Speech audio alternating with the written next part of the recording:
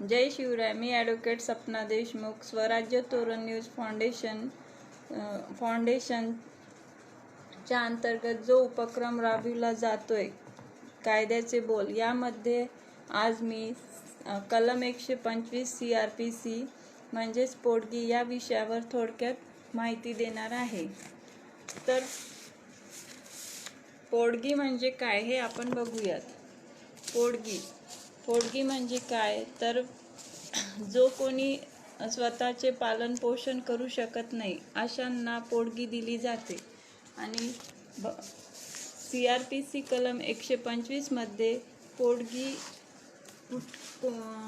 पोटगी ही मागण्याचा हक्क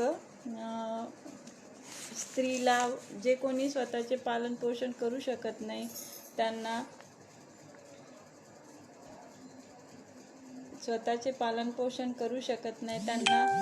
CRPC 125 नुसार पोटगी मागण्याचा अधिकार आहे. पोटगीला वेगवेगळ्या नावाने संबोधल्या जातात, जसे की खावटी पोटगी, भरणपोषण आणि मेंटेन असे पोटगीला वेगवेगळ्या नावाने संबोधले जातात. वेगवेगळ्या कायद्याअंतर्गत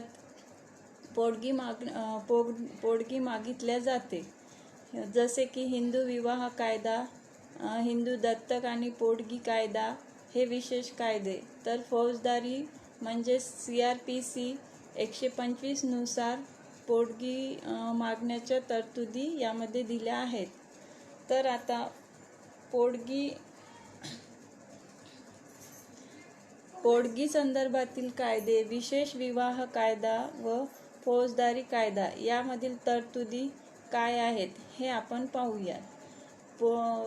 प्रत्येक स्त्रीला पोटगी मागण्याचा अधिकार आहे. पोटगी ही कुठल्याही जातीतल्या स्त्रियांना मागण्याचा कायद्याने हक्क दिलेला आहे, पण हा हक्क CRPC कलम 125 नुसार दिलेला आहे. भारतीय राज्यघटनेच्या आर्टिकल 20 नुसार प्रत्येक व्यक्तीला जगण्याचा अधिकार आहे आणि या कलमावरच आधारित कलम 125 मध्ये पोटगी मिळवण्याचा हक्क प्राप्त झालेला आहे. थोडक्यात पोटगी म्हणजे काय, तर किमान दरमहा मिळणाऱ्या खर्चाची रक्कम, जसे की शिक्षण, पालनपोषण, अन्न, वस्त्र, निवारा, उदरनिर्वाह यासाठी पत्नीला तिच्या पतीकडून प्राप्त झालेली रक्कम म्हणजेच पोटगी. आता आपण बघूया पोटगी कोणाला मिळते व कोणाकडून मिळते ते थोडक्यात बघूया. पोटगी ही पत्नी, अज्ञान मुलगा मुलगी, विवाहित मुलगी, शारीरिक किंवा मानसिक दुर्बलतेमुळे जे पालन असा सज्ञान मुलगा किंवा मुलगी, आई वडील हे सर्व व्यक्ती पोटगी मागू शकतात. पत्नीला कायदेशीररित्या पोटगी मागण्याचा हक्क आहे आणि तिच्या पतीला पोटगी देणे हे बंधनकारक आहे. ही काही शिक्षा नाहीये, ही जबाबदारी आणि कर्तव्य आहे. तर कलम 125 मध्ये 4 उपकलम 1, 2, 3, 4 हे उपकलम आहेत. या उपकलमामध्ये आपण असं सांगितल्या गेलेले आहे की पतीकडून पत्नीला मागण्याचा आहे. स्वतःचा उदरनिर्वाहाचा खर्च जर ती स्वतः करू शकत नसेल तर अशा परिस्थितीमध्ये ती पत्नी आपल्या पतीकडून पोटगी मागू शकते. तसेच पत्नी जे लहान अज्ञान मुले असतील त्यांच्या शिक्षणाचा, उदरनिर्वाहाचा आणि त्यांच्या आरोग्याचा संपूर्ण खर्च हा वडिलांकडून मुले मागू शकतात. तसेच जे औरस किंवा अनऔरस म्हणजेच लिजिटमेट अँड इलिजिटमेट मुलं जे आहेत त्यांना पोटगी मागण्याचा अधिकार या CRPC 125 च्या उपकलमामध्ये तशा तरतुदी या कायद्याप्रमाणे तरतुदी किंवा अधिकार प्राप्त आहेत. वयोवृद्ध आई वडील जे स्वतःजवळ स्वतःच्या उत्पन्नाचे कुठलेच साधन नाही आहे त्यांना सुद्धा कायद्याअंतर्गत पोटगी मागण्याचा अधिकार या कायद्याने प्राप्त होतो. जी पत्नी पोटगी मागते त्या पत्नीने आपला अर्ज कुठे करायचा आहे, तर पत्नीने अर्ज कुठे करायचा आहे हे आपण कलम 126 मध्ये पाहूया. या कायद्याअंतर्गत कलम 126 मध्ये प्रोसिजर म्हणजे अर्ज कुठे करायचा आहे.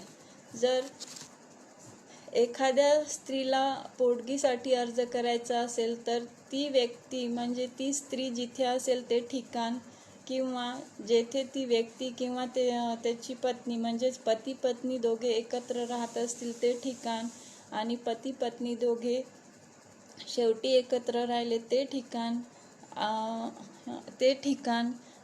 तिथे पीडित स्त्री म्हणजे पीडित महिला जिला पोटगी मागायची आहे ती कुठल्याही जिल्ह्यातील कोर्टात अर्ज दाखल करू शकते. तर ती अर्ज कुठे दाखल करू शकते, तर अधिकारी यांच्या कोर्टामध्ये पोटगीसाठी ती महिला किंवा ती स्त्री अर्ज दाखल करू शकते.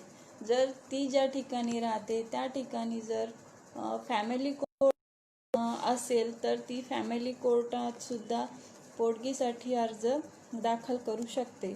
तर अर्ज दाखल करताना पीडित महिला म्हणजे ज्या स्त्रीला पोटगी मागायची आहे तिने अर्ज दाखल करताना एकाच वेळी 2 अर्ज दाखल करावेत. म्हणजे एक तात्पुरता म्हणजेच इंटरिम मेंटेनन्स आणि दुसरा अर्ज म्हणजे परमनंट मेंटेनन्स म्हणजेच कायमस्वरूपी पोटगी, असे हे 2 अर्ज तिने दाखल करावे.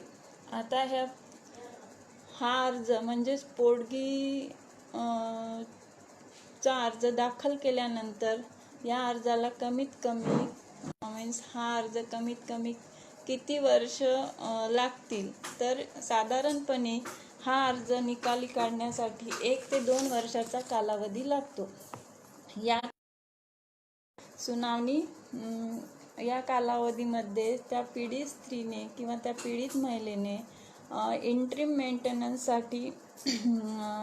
मेंटेनन्सच्या अर्जावर सुनावणी केली जाते.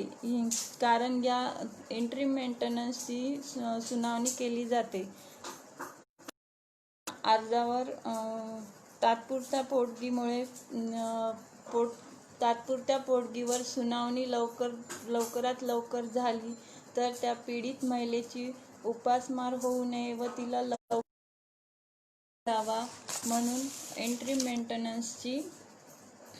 मेंटेनन्सचा अर्ज हा 2 ते 3 महिन्यात निकाली काढला जातो.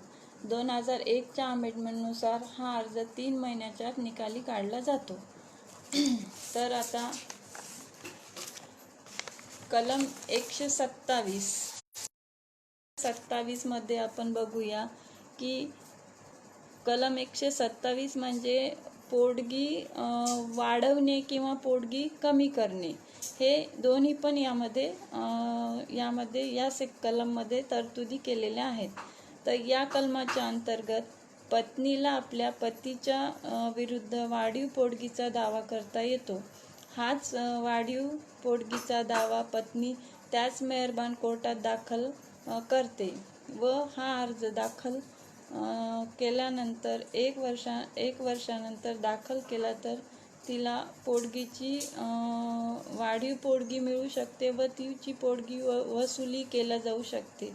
जर पती पोटगी भरत नसेल तर कोर्ट पतीला 1 महिन्याची शिक्षा करू शकतो. व आता सध्या 1 महिन्याच्या वर पण शिक्षा दिल्या जाते. वाढीव पोटगीमध्ये अजून एक असं सांगितलं जातं की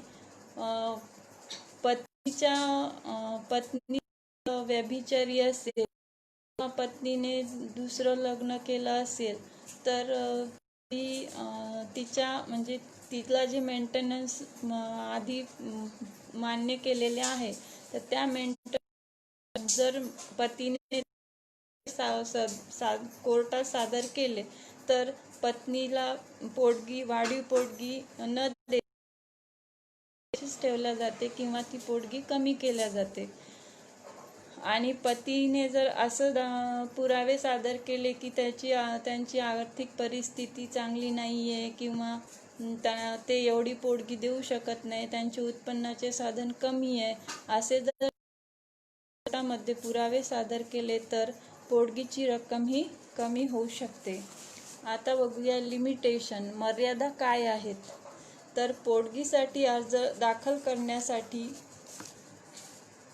काही मर्यादा किंवा लिमिटेशन्स नाही आहेत. पत्नी केव्हाही अर्ज दाखल करू शकते. अर्ज दाखल केल्यानंतर जर पती या केसमध्ये हजर राहत नसेल तर कोर्ट समन्स काढतात. समन्स मिळून सुद्धा जर नसेल तर कोर्ट त्याच्या विरोधात एक्स पार्टी आदेश काढू शकतात. पोटगी किती मिळते. एखाद्या प्रकरणामध्ये पत्नीला जर पोटगी मान्य झाली तर तिला पोटगी किती मिळते. पोटगीची रक्कम ही ठराविक राहिलेली नाहीये. 2001 पर्यंत पोटगीची रक्कम ₹5,000 एवढी होती, परंतु आता यावरची किमान मर्यादा म्हणजेच लिमिट्स उठवण्यात आले आहे, म्हणजे काढून टाकण्यात. आता जी पोटगी मान्य होते किंवा त्यात पत्नीचे राहणीमान, पत्नीच्या गरजा, तिला कुठल्या गोष्टी आवश्यक आहे यावरून केल्या जाते. तसेच पोटगी देणाऱ्या व्यक्तीचे राहणीमान, त्याच्या उत्पन्नाचे स्रोत या गोष्टी लक्षात घेऊन पोटगी मंजूर करता येऊ शकते. तसेच पोटगी मंजूर करता येऊ शकते. त्यामुळे पोटगीचे असे लिमिट्स किंवा मर्यादा नाही आहेत की आपल्याला एवढी, पहिले 5,000 ते 1,500 किंवा 500 ते 1,500, 5,000 अशी. आता 2001 नंतर पोटगीवरच्या मर्यादा आणि लिमिट्स उठवण्यात आलेल्या आहे. त्या स्त्रीच्या राहणीमानावरून आणि पतीच्या उत्पन्न आहे किंवा पतीचे उत्पन्नाचे साधन किती आहेत यावरून पोटगीची रक्कम ठरविल्या जाते.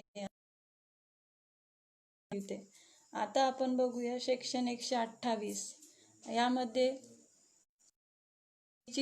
ऑर्डर म्हणजेच डिक्री,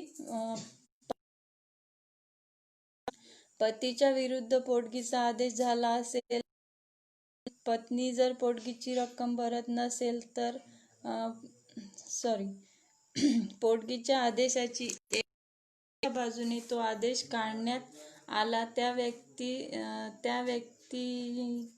व्यक्तीच्या पोटगीचा खर्चाचा किंवा तिच्या कोणी पालक तिला भत्ता द्यायचा, तिला विनाशुल्क आदेशाची प्रत दिली जाईल. कोणताही दंडाधिकारी ज्या व्यक्तीविरुद्ध तो आदेश देण्यात आला ती जिथे असेल अशा कोणत्याही अंमलबजावणी स्थळी अशा दंड अधिकाऱ्याला पक्षाची ओळख पटल्यावर व पोटगी दिलेली नसल्याची खात्री झाल्यावर या आदेशाची अंमलबजावणी करू शकेल.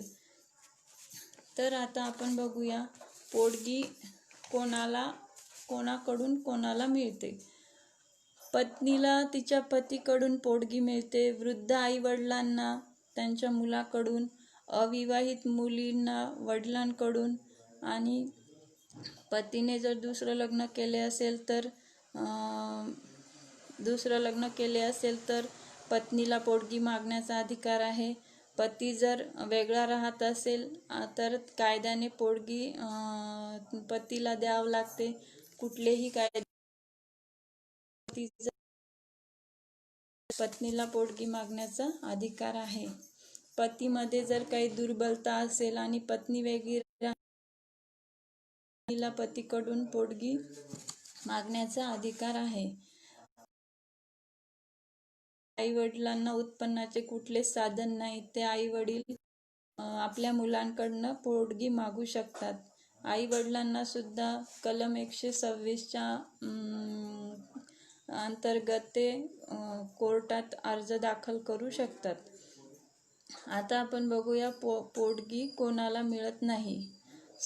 ज्या स्त्रीने स्वतः पतीचा त्याग केला, कुठलेही कायदेशीर कारण नसताना जर पतीचा त्याग केला असेल किंवा ती पतीसोबत राहत नसेल तर त्या स्त्रीला पोटगी मागण्याचा अधिकार नाही आहे.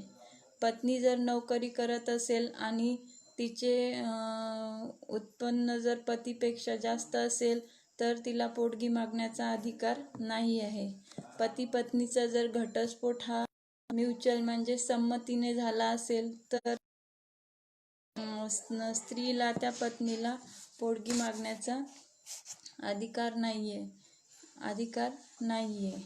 तर पोटगी हा विषय वेगवेगळ्या कायद्याअंतर्गत सुद्धा पोटगी मागितली जाते. जसे की हिंदू ॲडॉप्शन आणि मेंटेनन्स सेक्शन 18 नुसार आणि सेक्शन 19 नुसार विधवा स्त्रीला पोटगी मागण्याचा अधिकार आहे. विधवा स्त्री जिचा पती मृत्यू पावला आहे अशा स्त्रीला Hindu adoption and maintenance act च्या नुसार सेक्शन 19 मध्ये सासू सासऱ्याकडून पोटगी मागण्याचा अधिकार. हिंदू विवाह कायद्यामध्ये सेक्शन 24 खाली आणि 25 खाली पोटगी मागू शकतो.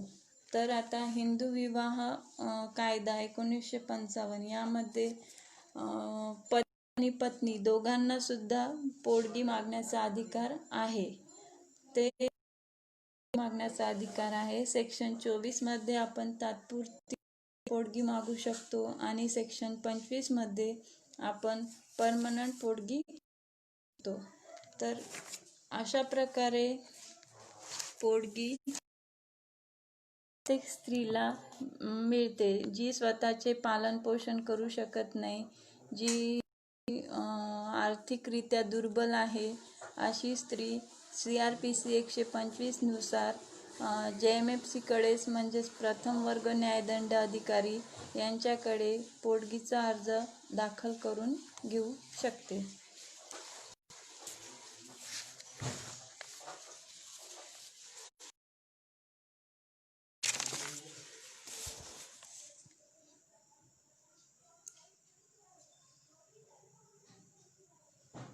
हॅलो,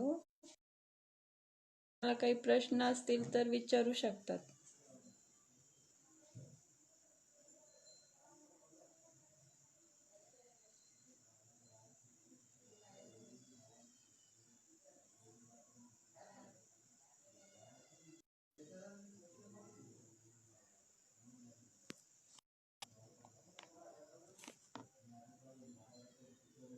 हॅलो,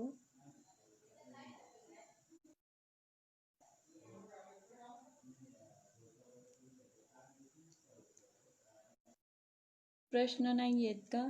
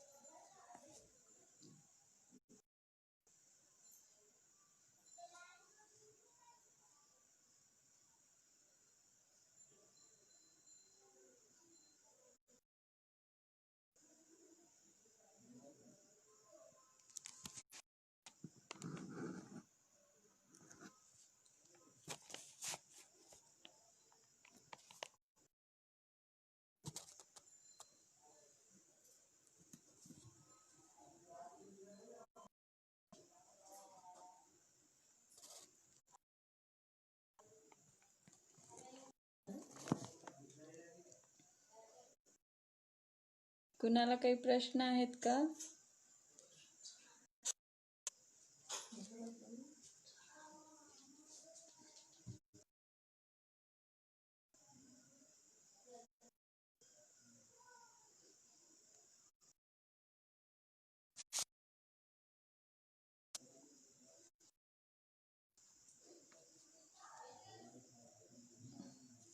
पोटगीचा हुकूम दिल्यानंतर आपसात समजुतीने वेगळी राहत हवा पतीने दिला तर रद्द करू शकते. पोटगीचा हुकूम दिल्याच्या आर्थिक परिस्थितीत फरक पडला आहे असे दोघांचे म्हणणे ऐकून व कोर्टाने पूर्वी केलेल्या आदेशात फेरबदल कोर्टाला करता येतो. दिवा